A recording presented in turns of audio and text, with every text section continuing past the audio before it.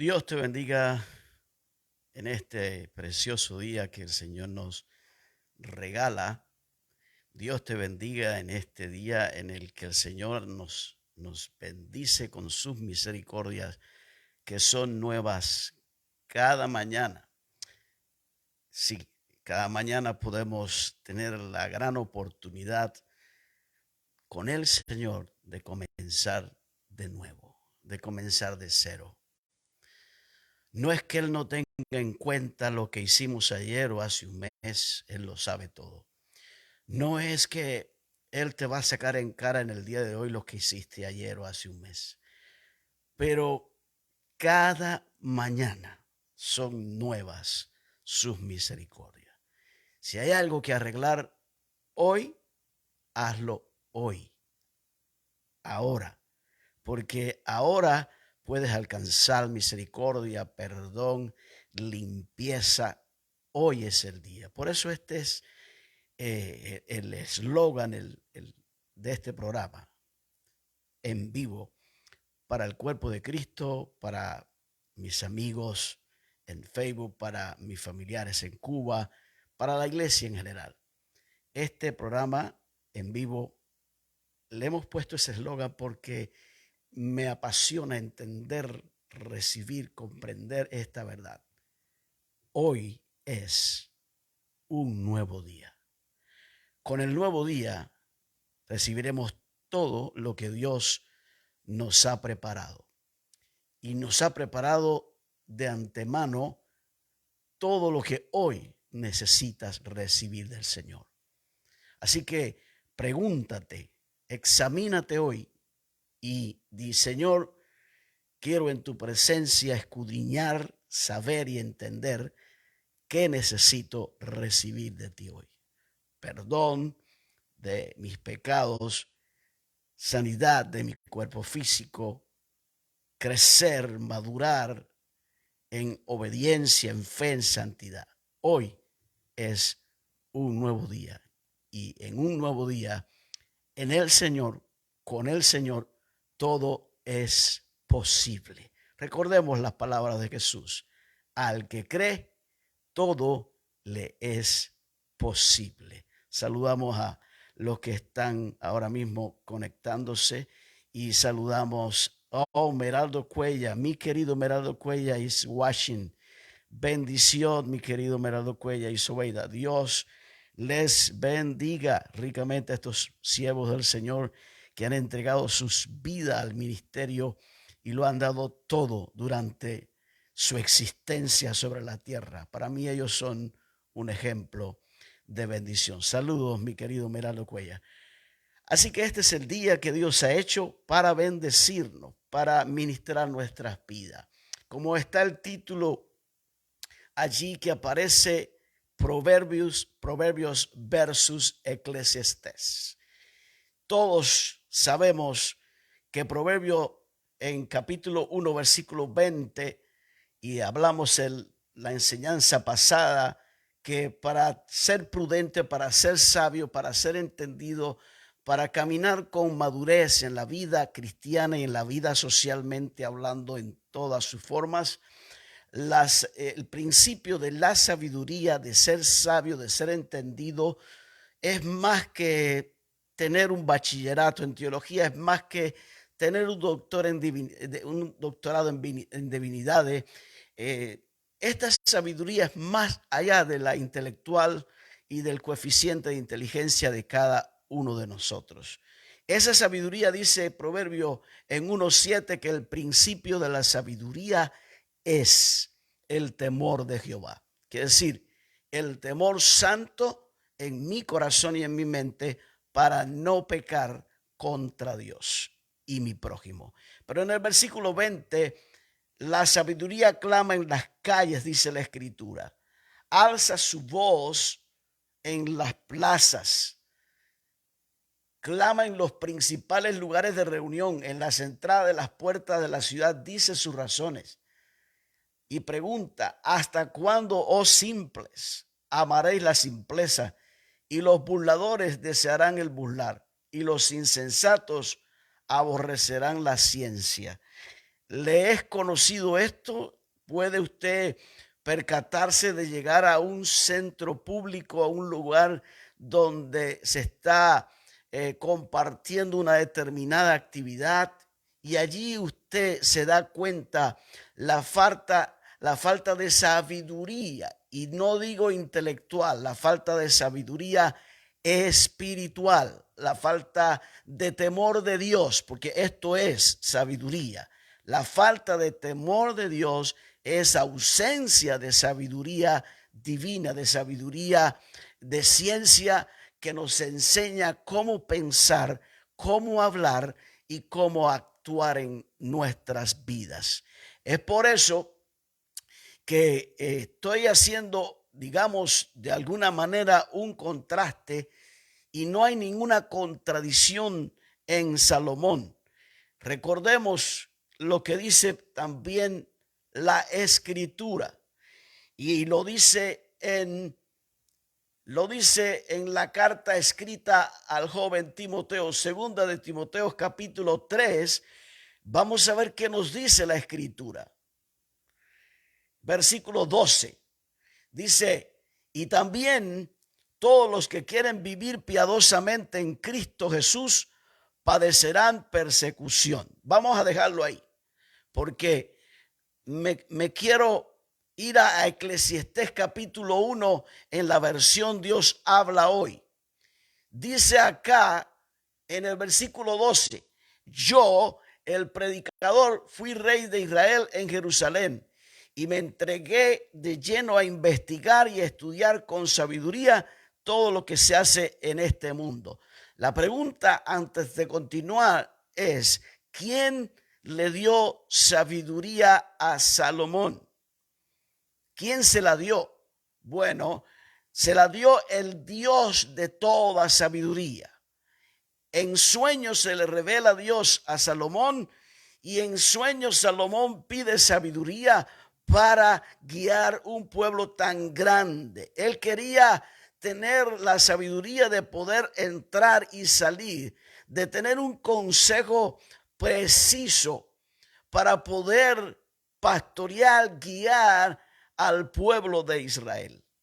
Y entonces esa sabiduría fue dada por el Dios de toda sabiduría. Así que no hay nada de gloria ni de honra que atribuirle a Salomón. Salomón, en términos humanos, es un hombre como usted y como yo, como cualquier ser humano. Pero hay algo especial en Salomón, que Dios determinó escogerlo, elegirlo para que fuese rey de Israel. Y el que conoce la historia, por qué Salomón vino al mundo. Así que si usted sabe la historia, sabemos que en medio de toda esa historia nació Salomón. Así que es Dios quien determina, es Dios quien elige, es Dios quien determina hacer nacer a un hombre o a una mujer a pesar de la circunstancia y de la historia que le está rodeando. Y me llama la atención en el próximo capítulo, el próximo versículo dice: y me entregué de lleno a investigar. O sea, ¿qué es un investigador? Alguien que se pone a analizar, se pone a reflexionar, se pone a hacer apuntes, se pone a observar, a mirar la conducta de los seres humanos. Esto no es otra cosa que, en términos de ciencia, entonces para mí estaba actuando Salomón como un psicólogo, porque la psicología no es otra cosa que la ciencia que estudia la conducta humana. Y a esto se dedicó Salomón, gloria al Señor, a analizar, a investigar la conducta humana. Y dice Salomón: vaya carga pesada que ha puesto Dios sobre los hombres para humillarlos con ella. Esta es una frase, es una expresión dentro de la experiencia de investigación de Salomón. Entonces, ¿por qué? Porque esto puede confundirnos. Entonces, es Dios ¿Es Dios directamente quien puso esta carga que está señalando Salomón? No. Lo que estamos recogiendo y viviendo la humanidad no es otra cosa que la siembra y la cosecha de la caída del pecado del primer hombre y la primera mujer. Significa que el mundo en el que vivimos quedó condicionado al pecado, quedó condicionado a las enfermedades, quedó condicionado a la muerte física. Eso nos enseña que hasta que no entendamos, hasta que no comprendamos y aceptemos que una misma cosa le sucede al justo y una misma cosa le sucede al impío. El impío se enferma, el justo también. El impío muere, el justo también. Pero el impío no tiene la esperanza que tiene el justo. El impío tiene la esperanza de vida eterna. El impío no tiene la esperanza de vida eterna. El justo tiene esperanza de vida eterna. El justo tiene esperanza de que si enferma, Cristo murió en la cruz para sanar nuestras enfermedades. Es por eso que tenemos que entender y comprender que por esta razón Cristo fue al Calvario. Cristo fue al Calvario porque por cuanto todos pecamos, fuimos destituidos de la gloria del Señor. Quedamos lamentablemente condicionados a esta realidad. Y esta realidad de la que está hablando Salomón, gloria al Señor, él me dice, en el versículo 14 nos dice, y pude darme cuenta de que todo lo que se hace en este mundo es vana ilusión. Es querer atrapar el viento. Ni se puede enderezar lo torcido, ni hacer cuentas con lo que no se tiene. Vuelvo a insistir, esta es la experiencia de Salomón. ¿Se imagina que usted predicando le diga hoy en día, no, porque lo torcido no se puede enderezar? Entonces, la pregunta que hay que hacerse, ¿Cristo cambia o no cambia? ¿Cristo transforma o no transforma? Él estaba viendo una realidad en el mundo entre los seres humanos, estaba viendo que no había solución, que no había respuesta, que no había salida, que la vida sería siempre igual, de la misma manera. Esta es la experiencia de Salomón. Pero no es la experiencia de un discípulo de Cristo. No es la experiencia de un discípulo de Cristo que tiene esperanza de vida eterna, resurrección de entre los muertos, sanidad divina para su cuerpo cuando enferma, la esperanza y el consuelo de que la muerte de su santo es agradable al Señor. Cuando alguien no sana por alguna razón, el punto final es que lo que no falla es tu fe en la redención, en la vida eterna, en la resurrección entre los muertos. Y sabemos que cuando un familiar amado y querido y un hermano y un amigo querido fallece, como dice la Escritura, duerme y está dormido hasta el día que Cristo levante su iglesia y resucite a los que están dormidos en Cristo. Esta es la esperanza. Salomón no podía ver esto, porque aunque él fue vasija, instrumento para a través de su linaje venía Cristo, Salomón estaba bajo la ley, Salomón estaba bajo esta sabiduría la cual Dios le había dado para que hoy nosotros tengamos como ejemplo, como enseñanza esta escritura. No hay contradicción ninguna entre Proverbios y Eclesiastés. Proverbios es el hombre maduro, el hombre espiritual que está a un nivel alto, el hombre que da consejos para levantarnos, para para prosperar, para salir adelante, para que las cosas salgan bien. Pero imagínense que este mismo hombre en su decadencia espiritual escribe el Eclesiastés y está diciendo: vanidad de vanidades, todo es vanidad. Dijimos en la enseñanza pasada de que aún la tierra está o fue sujetada a vanidad. ¿Por qué fue sujetada a vanidad? Porque el que la sujetó a vanidad, la sujetó por causa de ponerla en esperanza.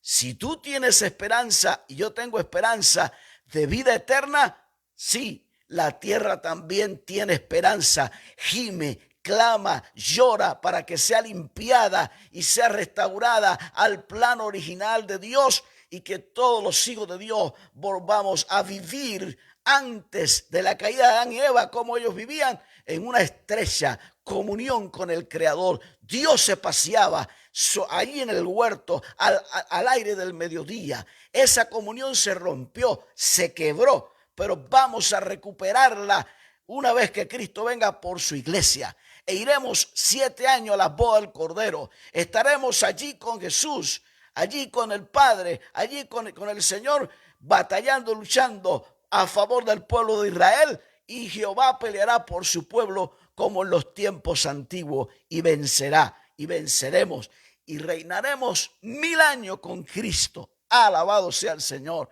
Y sabemos que después Satanás será suelto por un poco de tiempo, pero dice la Escritura que luego viene el juicio del gran trono blanco, donde allí los impíos, los que murieron, serán resucitados por la simple razón, para que no que sean salvos, no porque van a alcanzar misericordia, sino para que allí, con ese cuerpo que fue sepultado en pecado, entonces se comparecerán frente al tribunal del juicio del gran trono blanco, y no se hallarán inscritos en el libro de la vida, y serán lanzados al lago de fuego y azufre ardiendo. ¿Hay justicia? Sí, hay justicia. Al final de los tiempos, al final del día, habrá justicia. Nadie se escapa de la justicia de Dios. Me dice Salomón, entonces me dije a mí mismo: aquí me tienen hecho un gran personaje, más sabio que todos los que antes de mí reinaron en Jerusalén. Entregado por completo a profundizar en la sabiduría y el conocimiento, y también en la estupidez, oiga eso, y la necedad. O sea que él intentó probar todo, intentó investigar todo, y aún la estupidez y la necedad, tan solo para darme cuenta de que también esto es querer atrapar el viento. Imposible. En realidad, a mayor sabiduría, mayores molestias. Cuanto más se sabe, más se sufre. Esto es verdad. Pero imagínese que usted ahora le diga a sus nuevos discípulos que está enseñando, y utilice este versículo para decirle que mientras más sabio se es, mientras más sabiduría se adquiere, se sufre más. Esto puede confundir al nuevo discípulo. ¿Por qué Salomón está diciendo esto? Tenemos que entenderlo desde el contexto en el que Salomón está escribiendo. Él está escribiendo esta verdad en una experiencia de una decadencia espiritual que no era la misma condición espiritual cuando escribió Proverbios. Y esto nos queda a nosotros como enseñanza. ¿Dónde encontramos esto en la Escritura? Imagínese, ¿sabe para qué estudiar? ¿Para qué adquirir sabiduría? ¿Para qué ser sabio? ¿Para qué ser prudente? Si al final esto lo que me hace es ponerme a sufrir. ¿Será ese el consejo de Dios? No, absolutamente no. Dice la Escritura, vamos a la Escritura, este es al creyente, al nuevo discípulo, y también todos los que quieren vivir piadosamente en Cristo Jesús padecerán persecución. ¿Y por qué? ¿Por qué? ¿Será que Dios planificó como una idea para entretenerse y que dijo, los van a perseguir, quiero que los persigan? No, aquí no hay eso. Es que nuestra fe en Cristo, nuestra fe en seguir a Jesús y vivir piadosamente en santidad, esto nos condiciona a que nos persigan. Hasta que eso no lo entendamos, pararemos de estar como Salomón. ¿Para qué soy cristiano? ¿Para qué voy a la iglesia? ¿Para qué soy pastor? ¿Para qué sirvo al Señor? Si la gente son ingrata, te estarás quejando hasta el día que te vayas a la eternidad. Entonces, hay que parar con esto por la simple razón. Miren esto. Dice, más los malos hombres y los engañadores irán de mal en peor. Eso es a los engañadores. Engañando y siendo engañados ellos mismos. Pero mira el consejo de Dios. Me encanta. A Timoteo. Dice, pero persiste tú en lo que has aprendido. La pregunta es, ¿qué has aprendido? ¿Qué nos han enseñado? Allí es donde es importante detenerse. Pero persiste tú en lo que has aprendido y te persuadiste, sabiendo de quién has aprendido. Es importante quién nos enseñó, quién nos está enseñando. Y que desde la niñez has sabido las sagradas escrituras, las cuales te pueden hacer sabio, entendido. Esta sabiduría, escuche esto, esta sabiduría no es esta sabiduría del análisis psicológico y social que estaba haciendo Salomón en el mundo en el que él vivía, porque a él se le dio sabiduría, una capacidad, un potencial único, y ese potencial sí o sí tenía que salir a flote, si no explotaba Salomón. Es cierto, cuando usted recibe un don, cuando usted recibe la capacidad de hacer algo para el reino del Señor, mire, usted tiene que hacerlo. Usted tiene que estar pensando, hablando, actuando en lo que Dios le ha entregado. Porque es un fuego, es una dinámica, es un desafío y una batalla todo el tiempo en la mente, en el corazón, mientras dura el día. Por eso me dice a mí Pablo en 2 de Timoteo, y dice la Escritura, y que desde la niñez has sabido las sagradas Escrituras, las cuales pueden hacerte sabio para la salvación por la fe que es en Cristo Jesús. Aquí viene lo que de alguna manera pone el equilibrio, el balance entre Proverbios y Eclesiastés y el Nuevo Testamento, el Nuevo Pacto, las enseñanzas de Cristo en los 4 evangelios, en las 13 epístolas del apóstol Pablo y las restantes epístolas de los demás apóstoles. Dice la Escritura en el 16, toda la Escritura es inspirada por Dios. Inspirada por Dios. Y hay una frase que escucho mucho. Cuando alguien quiere afirmar que algo está correcto bíblicamente, cuando alguien quiere afirmar que está bien, lo primero que escucho decir es bíblico. Es bíblico. Bueno, es bíblico que Salomón está diciendo, en realidad, a mayor sabiduría, mayores molestias. Cuanto más se sabe, más se sufre. Pero también es bíblico que David cayó en pecado, en adulterio. También es bíblico que Adán y Eva quebrantaron la ley de Dios. También es bíblico que Salomón hizo cosas que no estaban de acuerdo a la voluntad de Dios. Aún se le clasificó como practicó la apostasía. Trajo mujeres, se casó con mujeres de otras naciones, hizo una alianza al casarse con la hija de Faraón. En otras palabras, este hombre que era instrumento de Dios, fue instrumento de Dios, que recibió sabiduría de Dios, que recibió riqueza, que recibió todo de Dios, significa que esta historia está contada. Pero la voluntad de Dios no es que Salomón pecara. La voluntad de Dios no es que el rey David pecara. La voluntad de Dios no es que Adán y Eva pecaran. La voluntad de Dios no es que tú y yo pequemos.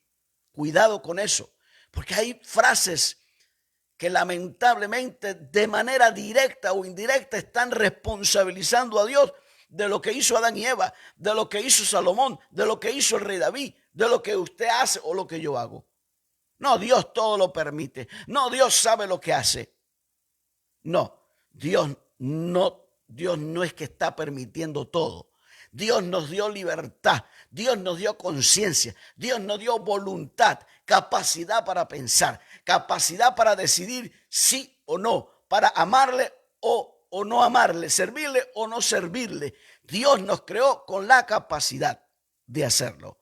¿O es que acaso de pronto Dios le dijo a Adán, ¿sabes qué? De todos los árboles puedes comer, pero de este no puedes comer, porque el día que lo hagas, ciertamente morirás. Cuando lo llamó, ¿qué le dijo? Adán, ¿dónde estás tú? Tuve miedo y me escondí. ¿Quién te enseñó que tenías miedo? ¿Es que acaso tú comiste del árbol que te ordené? Escudriña la escritura, que te ordené, que te di un mandato, que te di una ordenanza. Tú quebrantaste la ordenanza, significa que Adán estaba en la plena capacidad de en ese momento decir que no. Como también la capacidad la tenía Eva para decir que no. Pero no, fue más fácil ceder a la tentación. Fue más fácil escuchar el diálogo de la serpiente, de Satanás. Hoy no se va a aparecer como una serpiente. Hoy no se va a aparecer con tarros y capa negra y oscuro. No. Hoy Satanás se muestra como ángel de luz, de muchas maneras, de muchas formas, y logra engañar aún a los escogidos.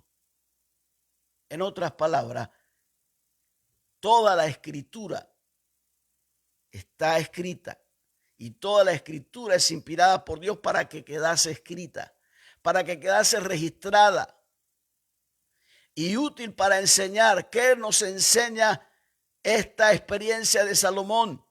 Que tenemos que poner nuestra confianza, nuestra seguridad en Dios, en la esperanza de vida eterna que Cristo nos dio en la cruz del Calvario. Él no tenía esa esperanza, nosotros sí tenemos esa esperanza. Dice que es útil para enseñar, para redarguir, para corregir, para instruir en justicia. ¿Con qué fin? A fin de que el hombre de Dios sea perfecto, enteramente preparado para toda buena obra.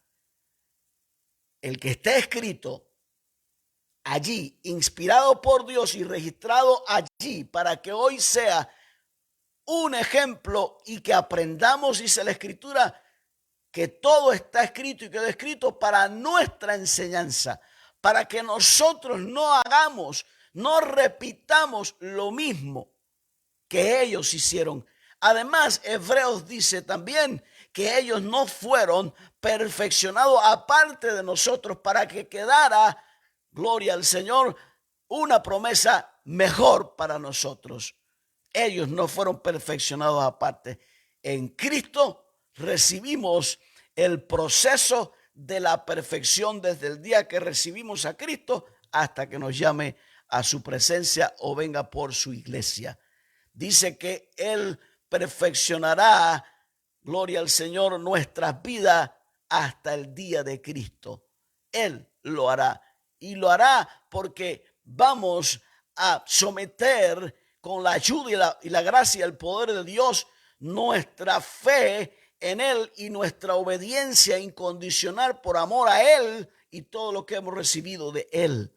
Ese es el principio, porque es tremenda esta realidad cuando nos encontramos que constantemente hay una queja, hay un espíritu de incomprensión, de entendimiento, de sabiduría en muchos creyentes, no es en todo, incluyendo líderes, incluyendo pastores. ¿Por qué? Porque no es la excepción, nosotros no somos la excepción. Dice la palabra del Señor claramente, el apóstol Pablo también escribiendo en Filipenses 4 nos dice el apóstol a nosotros y a aquellos que les escribió en aquel tiempo: regocijaos en el Señor siempre. ¿Cómo me puedo regocijar en el Señor siempre? ¿Cómo? ¿De qué manera? ¿De qué forma yo puedo regocijarme en el Señor siempre?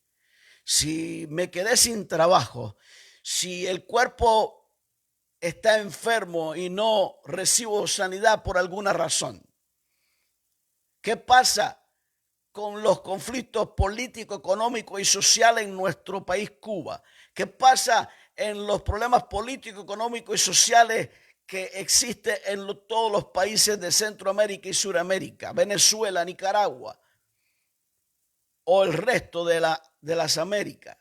¿Qué pasa con los conflictos que existen en el Medio Oriente? ¿Qué pasa con los conflictos que existen en muchas familias, muchas personas?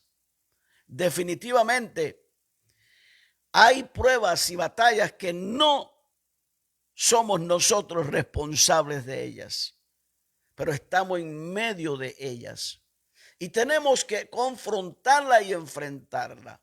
Pero hay una prueba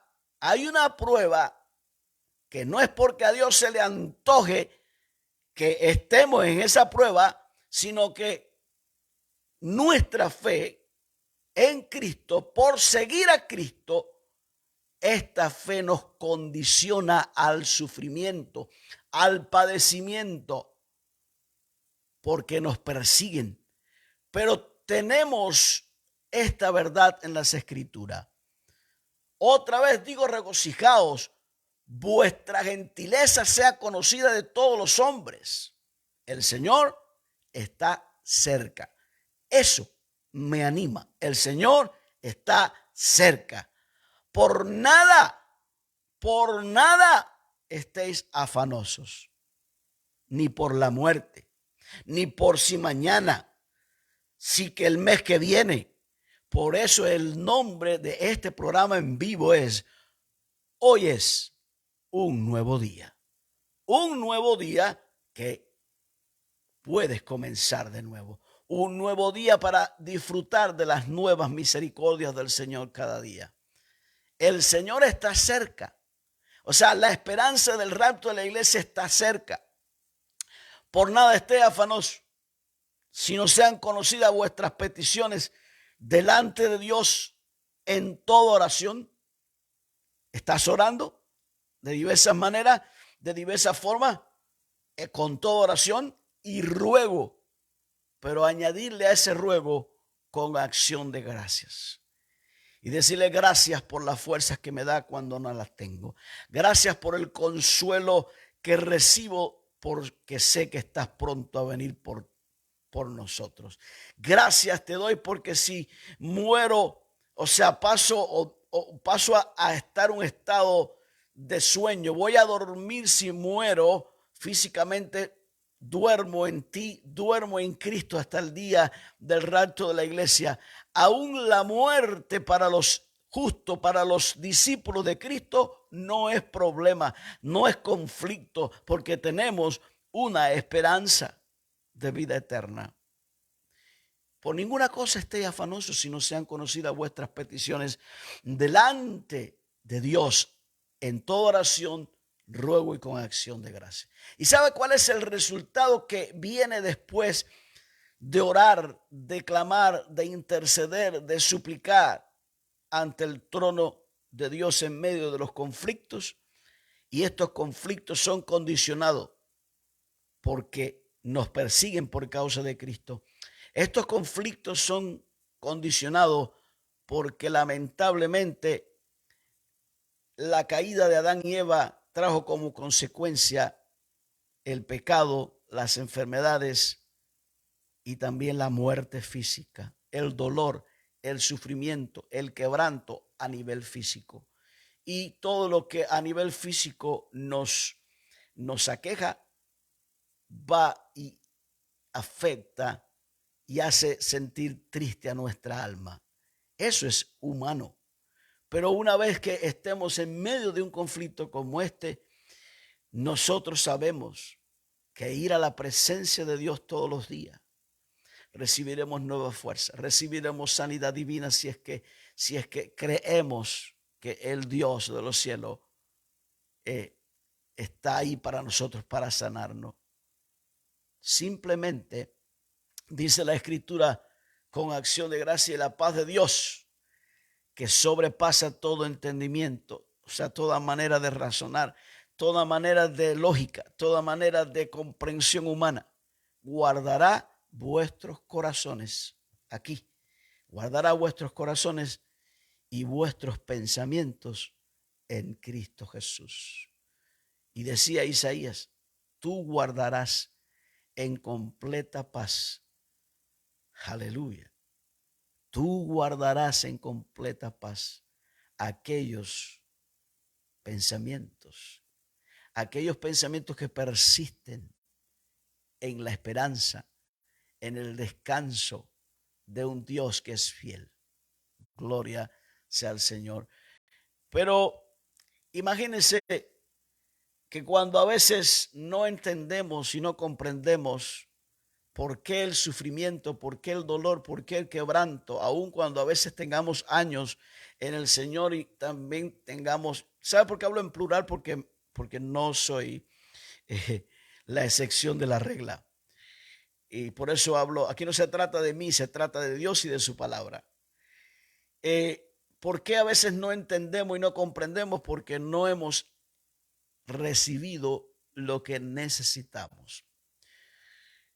Dice el apóstol Santiago en el capítulo 1, tener por sumo gozo cuando nos hallemos en diversas pruebas.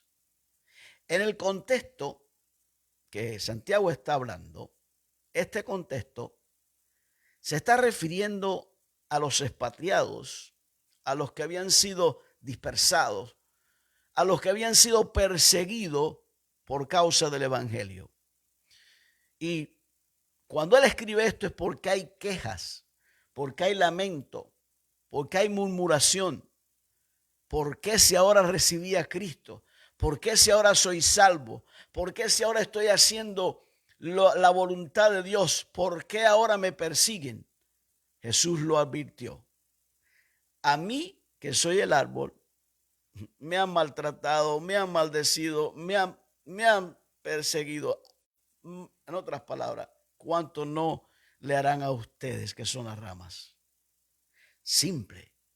Jesús advirtió que somos bienaventurados, somos 3 veces felices si eso nos está sucediendo. ¿Sabe por qué? Porque si nos está sucediendo y nos están persiguiendo y estamos padeciendo por causa de Cristo, por vivir piadosamente, entonces la señal es que yo estoy siguiendo a Cristo.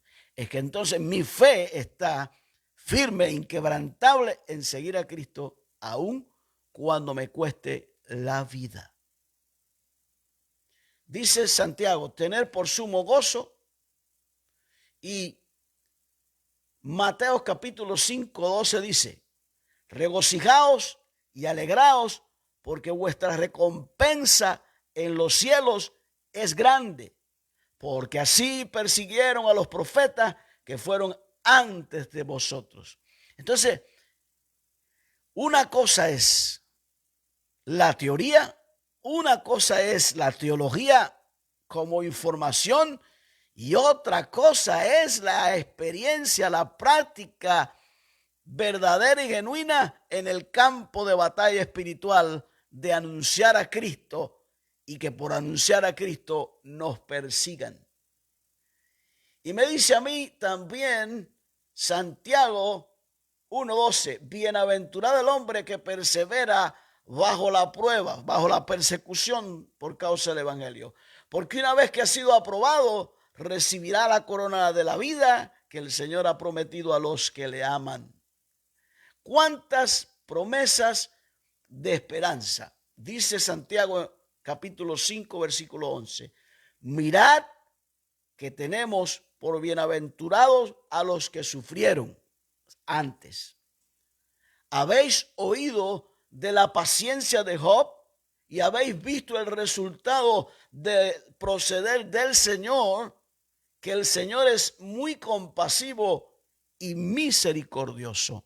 Entonces, si nosotros conocemos estas verdades profundas y eternas y absolutas de Dios y las ponemos en acción, nuestros pensamientos y nuestros corazones serán guardados con paz en Cristo Jesús. Tened por sumo gozo, hermanos míos, cuando se hallen en diversas pruebas, sabiendo, entendiendo, comprendiendo que la prueba de vuestra fe, la prueba, la persecución, las enemistades gratuitas que recibimos, el odio gratuito que recibimos por causa de seguir a Cristo, dice, sabiendo que la prueba de vuestra fe produce paciencia. En otra traducción sería produce perseverancia. Oh, gloria al Señor. Y Lucas 21:19 me dice la Escritura: con vuestra perseverancia ganaréis vuestras almas. Entonces, ¿a qué conclusión llegamos? Y que la paciencia ha de tener su perfecto resultado para que seáis perfectos. Esto es un tema que pronto vamos a estar hablando, hacer algunas temporadas de este tema, y es la perfección es la voluntad de Dios. Y dice acá que sabiendo, gloria al Señor, que esta perfección, o sea, madurez, porque no es perfecto que no tengamos por causa de la caída y nuestra humanidad caída, no tengamos algunas que otras actitudes que es parte de nuestra naturaleza pecaminosa y caída, que batalla para no someternos a Dios. Y Mateo 5:48 me dice la Escritura: por tanto, sed vosotros perfectos como vuestro Padre Celestial es perfecto. Dios es perfecto, nosotros no.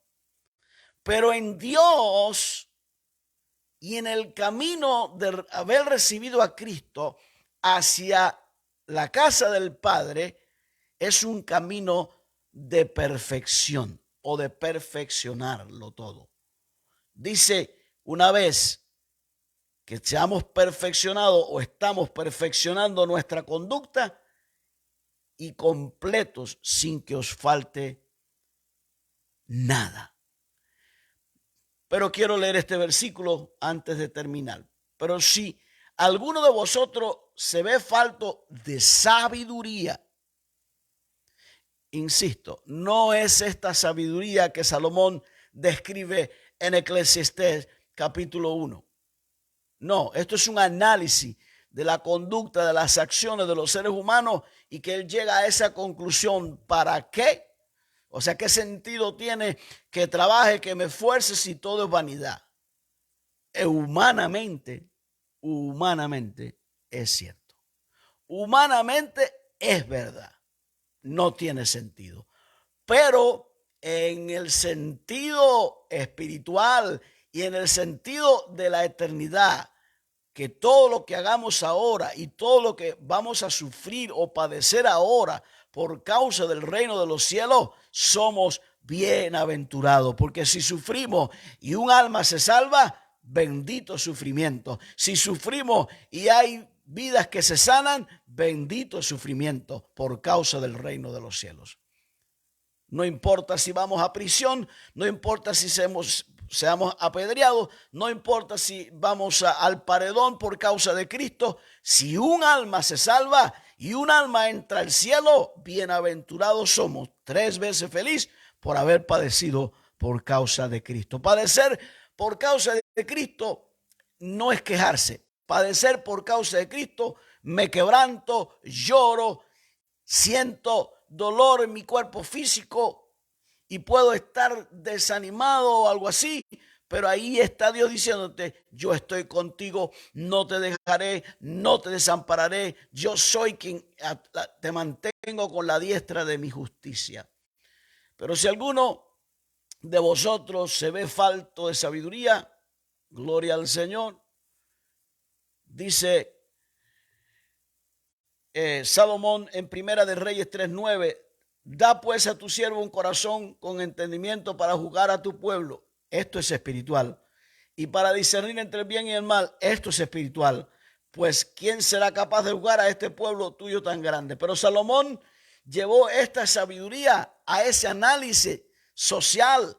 Gloria al Señor. Entonces entendamos por las escrituras que hay una sabiduría y que es dada por Dios, entendimiento para tener un corazón entendido como lo tuvo Salomón y como lo puedes tener tú, como lo puedo tener yo, no a la altura, no a la medida de la sabiduría de Salomón, porque no habrá nadie más, no hubo antes que él hombre sabio como él. Pero hay una sabiduría y Cristo fue para ti, para mí, hecho sabiduría. Cristo fue hecho para nosotros sabiduría. Pero si alguno se ve falto de sabiduría espiritual, no psicológica, no emocional, no, espiritual, que la pida Dios, el cual da a todos abundantemente y sin reproche, y le será dada. Mateo 7:7, la oración recibirá respuesta.